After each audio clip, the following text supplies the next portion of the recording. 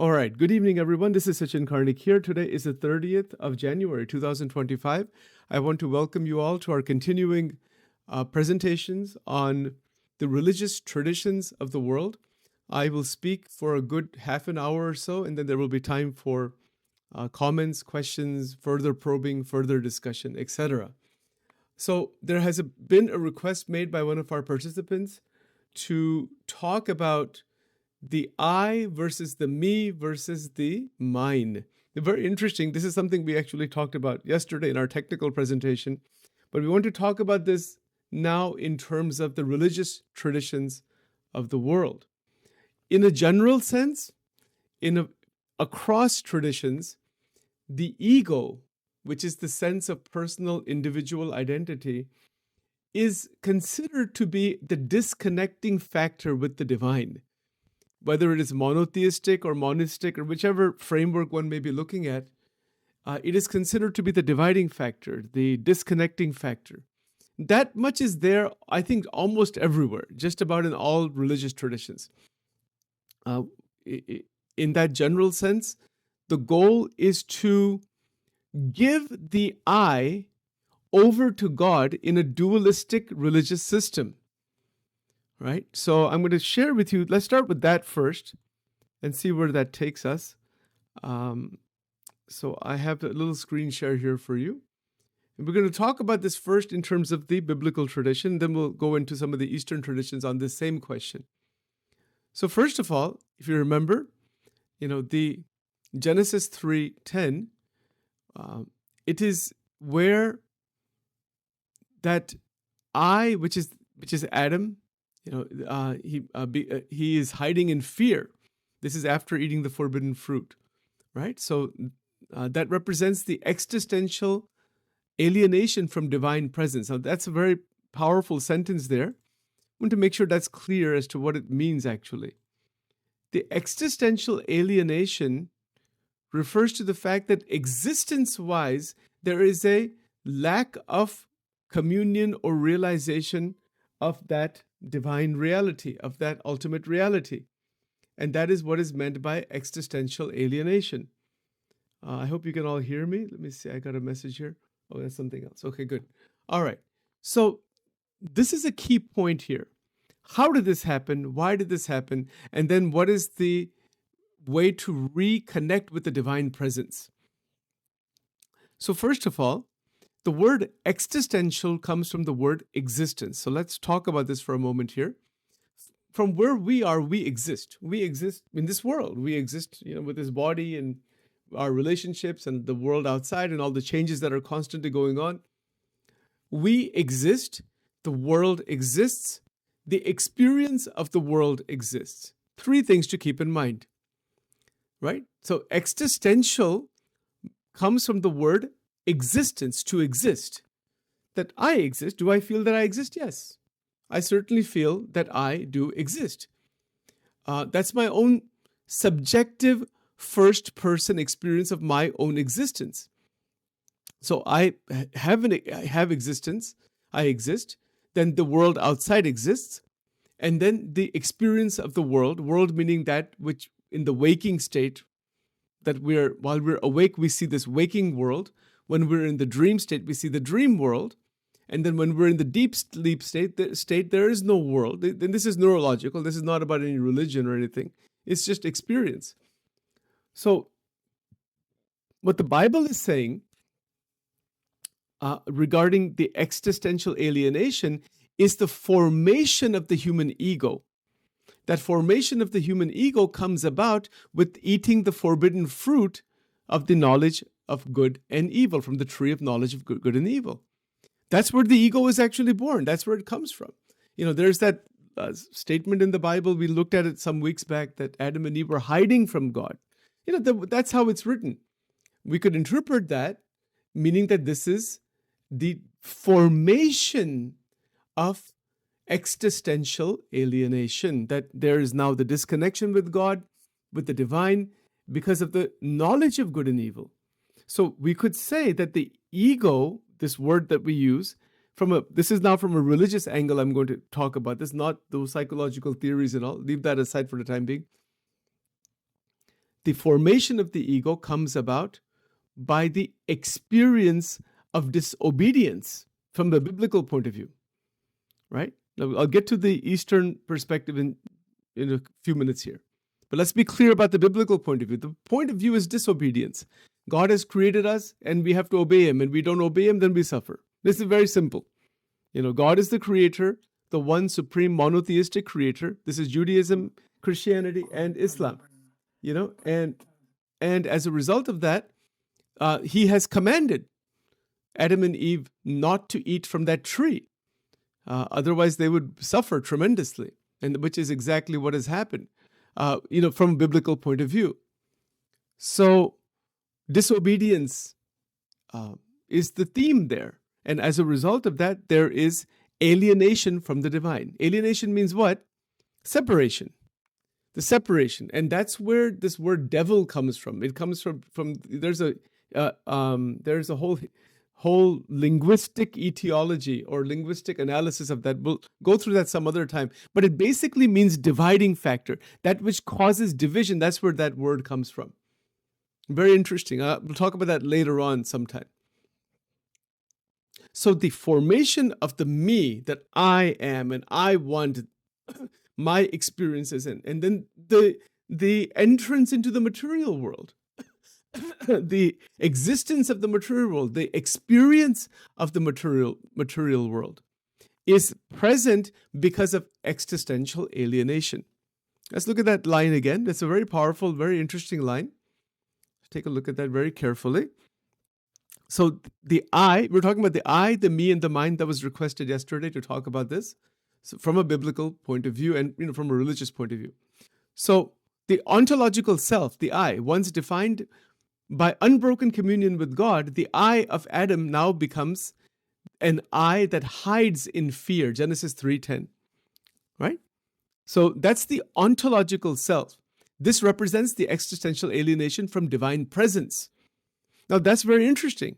What is divine presence? We could say that in the liberated state, in the state where there is no material world, there is some different world or different dimension, there is the divinity only, divine presence, presence of God. Even the dualistic sense, there's a presence of God. Okay, so that's that point. Now, the me is the relational self. So the harmonious me of Adam and Eve is now marked by blame and division. Genesis 3:12.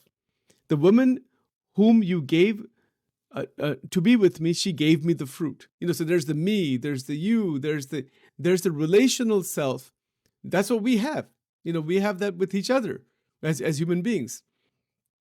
The self is now defined in contrast to others rather than in union with them. So there was a great communion or union between Adam and Eve, but then now, there's the blame game. She's the one who gave this to me. This kind of thing is there. That's called the relational self. We find that here also in our life, right? And then the third is the mind, the possessive self, which is what? The previously unrestricted bounty of Eden is now lost. The bounty of Eden, the great flourishing of just joy and unending joy is there. Unending types of objects are there, and it's just a blissful state, right? That is no longer present anymore because that was unrestricted. It is still under the purview of God, the theistic God that is described in the Old Testament, but the bounty is unrestricted. That is lost. So now the possessiveness comes and the survival becomes laborious. Genesis 3:17. In toil you shall eat of it all the days of your life. So humanity's relationship with possession and ownership has shifted from stewardship to struggle. This is all now just the Genesis chapter. You can see these three levels here: I, me, and mine. And we talked about this yesterday in a technical sense with regards to the more psychological theories and that whole technical presentation. We're continuing from that in the religious sense here, and these 3 points are here: the ontological self, the relational self, and the possessive self. Very interesting, and we can see this in our life also right now. whatever the alienation may be with the divine, whatever it may be, the goal in all three Abrahamic religions is to reestablish that communion, that connection with God. That is the goal. So that is the dualistic perspective. Now I'm going to talk to you a little bit about these three in terms of the Eastern perspective, the more non-dualistic consciousness perspective, which is a bit different from this perspective. Different in some sense, at least. Let's take a look at that. All right, so I'll talk about that and see if this makes any sense. In the non-dualistic traditions, the concept is that there is one reality only. You can call it God, but that's really not the right word to use. The Indian tradition calls it Brahman, which simply means vast, unending. God, the word God is more used in terms of a theistic God. And that concept is there also. It's a very evolved philosophy. But the basic point here is that the one is dreaming the many. This is non-dualism. Very interesting. Now, if you look at the Abrahamic traditions, there's no such concept like that. Although there is the notion that God has created everything through his mind. We don't know why. There's no answer given why. That's just like an enduring mystery. But this is the notion that there's a creator sitting in heaven or beyond heaven somewhere and has created everything. But that's not the notion in non-dualism, or what is called Advaita, Advaita. Advaita means non-dual. The word Dvaita in Sanskrit means dual, and means non-dual. So the non-dual perspective is that there's one vast, unending reality. And that's the only thing that there is. Nothing other than that. It is one without a second. So then that same one without a second itself is experiencing itself in limitation. What an idea that is. That is where the me, the mind, the you, the ego, and all these things come about because of its own power. It's, if you were to use more religious language, you would... Isn't that interesting? In pure non-dualism, that means that not only are we our God, but there's nothing like we. There's only the one that is appearing as many. This is called pure non-dualism. It is called Advaita. There is no two. There's only one. You see, so this is the Eastern perspective. So now Eastern meaning the Vedanta. Not everybody in the East has this perspective.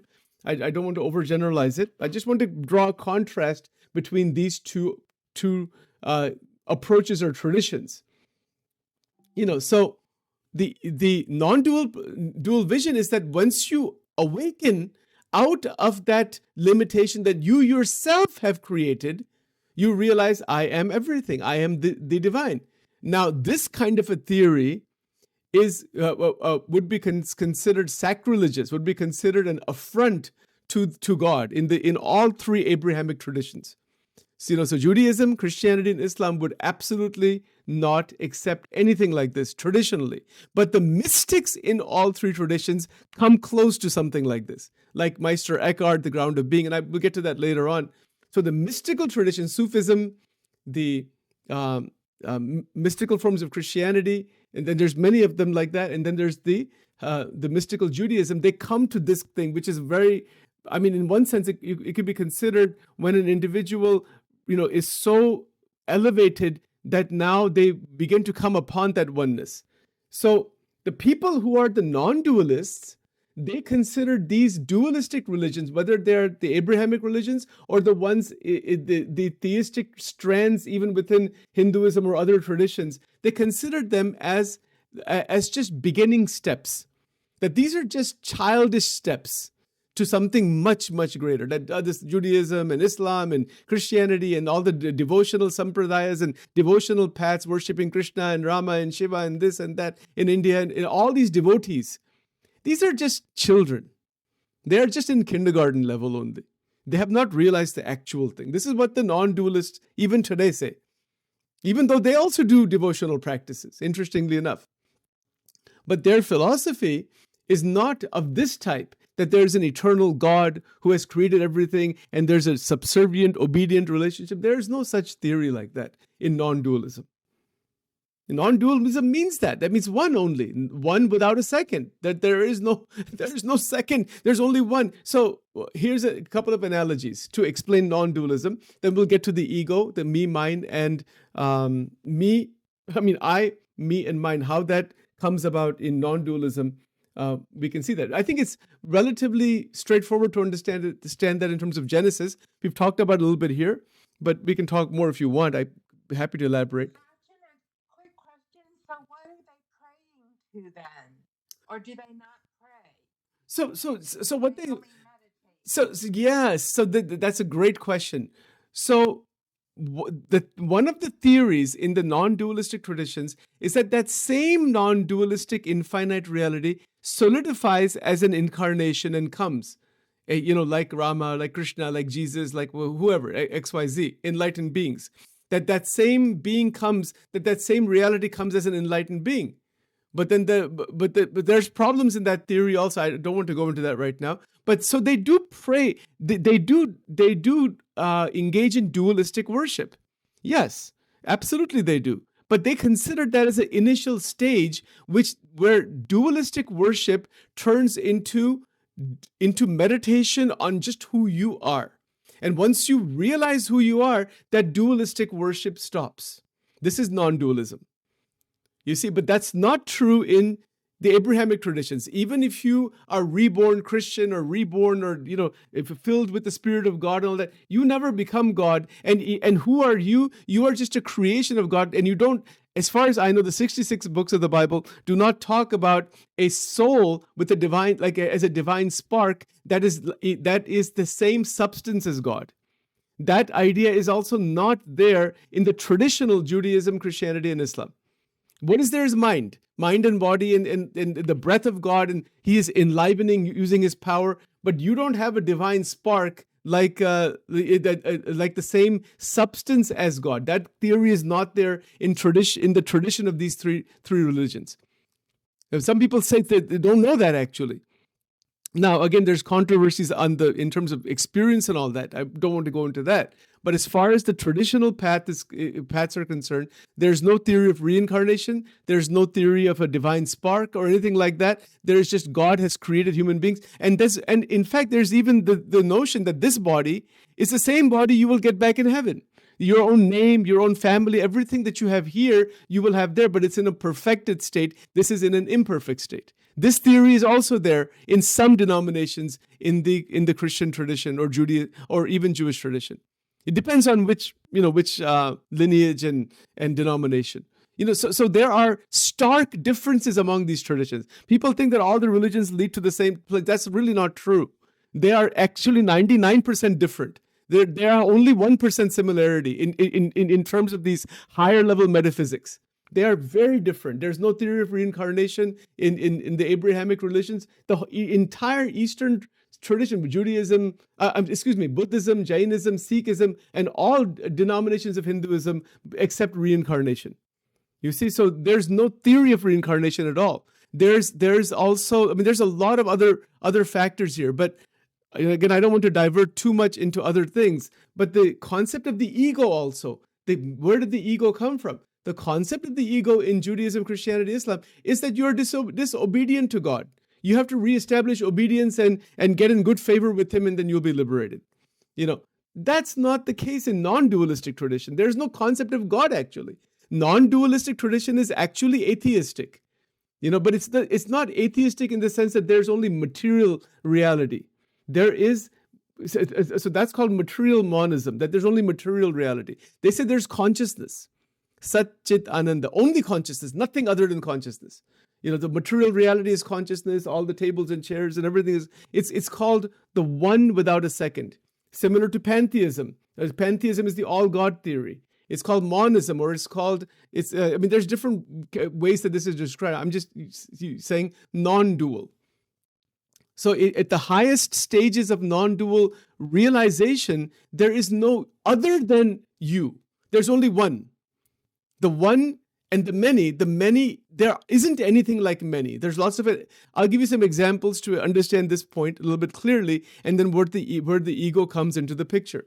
If you go into a goldsmith shop, or let's say you go into a jewelry store like Christiana Mall, and everything is made out of gold, the earrings and toe rings and all the necklaces and everything.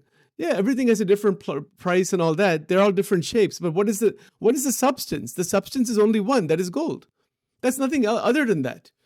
So what the non-dualists say is that everything that is there, including the apparent duality, is only just an apparent duality. The substance is only one. There's only one reality. Even though it seems like the bracelet that is different from the necklace, and the necklace is different from the from the earring or the nose ring, they looked all different, but the substance is only one, and they are only one only.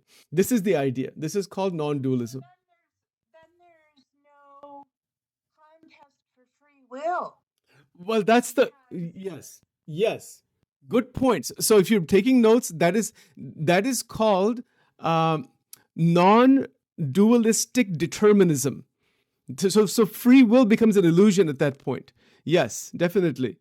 So there's nothing like, so in fact, there's a lot of research now in neurology that says we don't have any free will, that everything is just happening in terms of brain processes, and that it's already predetermined, and then and free will is an illusion. Think about that. That you think you are a free person, that's an illusion, because there's only one that is doing everything. Even quite advanced sages in the Indian tradition have talked about this thing also. That there is no free will. There's only the one. Doesn't matter what you are doing, you're not doing that. There's no you to do anything, actually. That's what they say. But the Abrahamic traditions would not agree with that at all. So you can see the major differences here. There are stark differences among these traditions. People think that all the traditions are the same. They are not by any standard.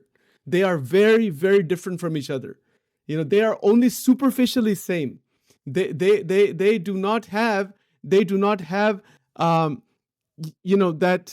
same ontological structure as we might think. Now, people who are very much inclined towards unitive consciousness and non-dualism and things like that, those individuals like to synchronize everything into that framework of non-dualism. It's called pluralism or syncretism. There's a word for that.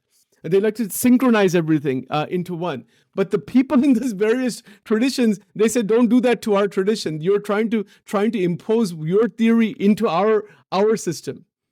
You see, there's a lot of, the general public doesn't know about any of this thing, nor do they care about any of it. But since we're interested in this, they might care, but they just haven't taken the time to understand it. So in terms of the traditions, but Judaism, Islam, Christianity, and the different denominations, there is 99% disagreement. But in terms of love and realization, that's just experience. You can love everybody, right? Jesus says, love everybody. But the ontological theories are quite different. Even Judaism versus Christianity, a lot of differences there. The entire Christian tradition is focused on Jesus, and it has to do with you having a relationship with him and turning yourself over to him. And if you don't do that, you will not get salvation, as many believe. Not everybody believes that, but there's quite a few number of people that do. Which the Jewish don't accept that. They don't even accept Jesus as a savior or anything like that. You see, so this is what's interesting, that there is exclusivism, there are different theories, there are tremendous number of disagreements. But the people who are on this unitive consciousness and non-dual consciousness, what they will say is that all these differences are only your ego. That's what they will say. Now, you may disagree with that. There's always disagreements and all that kind of stuff. But what they're saying is that the ego is nothing but a fabricated, divisive phenomena that has been created by that same consciousness to experience plurality. Now, we're going to talk about non-dualism in a lot of detail later on. But I'm just giving you a little flavor to talk about the I, the me, and the mine. Because remember, let's go back to the screen share just for a moment. I don't want to confuse the issue because I just want to be very careful in presenting this. It's very, very tricky. The I, the me, and the mind is the ontological self, the relational self, and the possessive self. This is from the Bible, actually, right? So this is from the Genesis story itself. But again, there are many, many ways to look at this. If you look at the spiritual formation as understood within the biblical tradition involves a progressive realignment of the self from an egoic, possessive identity to a state of divine communion. Take a look at this sentence here. This is biblical Christianity, what I'm presenting here. This is what Christianity believes right here. This paragraph is right there. Spiritual formation, as understood within the biblical tradition, involves a progressive realignment of the self from an egoic, possessive identity to a state of divine communion. Not union, but communion, because there's that dualistic separation that is always maintained. This is best illustrated in Christ's admonition. Whoever wants to be my disciple must deny themselves and take up their cross daily. Okay, so that's a famous statement in Luke 9:23. This imperative, deny oneself, is not merely an ascetical command, but an ontological invitation to transcend the false self and embrace a higher reality. I hope that sentence makes sense. You see? So it is an ontological invitation. You see, this is what Christianity is based on. Many people may not realize that. That to take the egoic self, connect it with Jesus, and say, I'm relinquishing the ego, I'm accepting you. If you remember my saying this before, that in the Eastern tradition there was Ramakrishna Paramahansa from the state of Bengal. Some of you are aware of him. He's talked about these three. So he was one of those synchronists. He synchronized everything together, all these different traditions. That's what he did. And he said that he basically broke it down into three parts. That when there is the egoic self, there is the path of thou. Only, oh Lord, only you are there. That's a dualistic path. That's how he has interpreted this. And he also practiced that kind of path. And then the second path is that there's me and you. There's that closeness with God. Not that you are God, but there's a closeness with him. That is more qualified non-dualism. And then the third is pure non-dualism, that I am that I am. There is no difference. I am that I am, as the Old Testament says, is interpreted somewhat by the Eastern scholars as that is the non-dualistic statement. I can keep talking about this, but I don't want to confuse it at all, actually. I want to give you a chance to talk about this. We're at 7:34. And I'll stop my recording here, and then we can get into a discussion dialogue.